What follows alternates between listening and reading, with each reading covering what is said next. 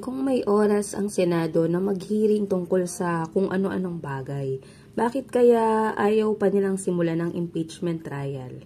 Sang-ayon po ba kayo sa desisyon ni Senate President Chis Escudero na i-delay o ipagpaliban ang impeachment trial?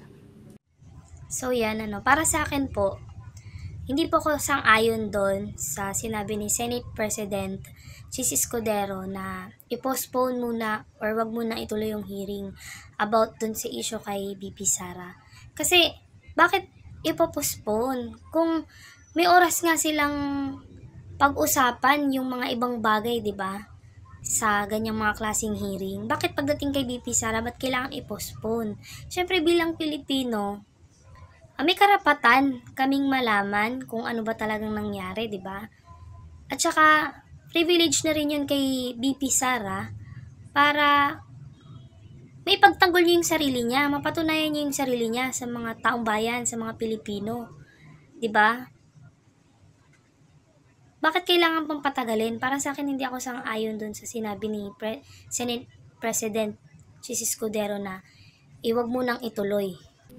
Ano pong masasabi ninyo kay Senate President Chis Escudero?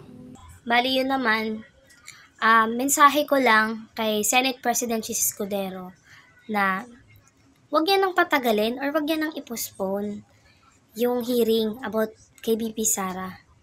Ituloy niya na, nasa kanya na yung bola, ba't niya papapatagalin, di ba? Siyempre may karapatan kaming mga Pilipino na malaman ng totoong nangyari. Kung ano man yung mga naging issue kay BP Sara, lalo na yung about sa confidential funds. Siyempre, pera ng taong bayan yun, di ba? So, may karapatan kaming malaman. Kaya, ang masasabi ko lang sa iyo, Senate President Chis Escudero, wag mo nang i-delay yung hearing hanggat maaari. Simulan na agad. Yun lamang po, salamat.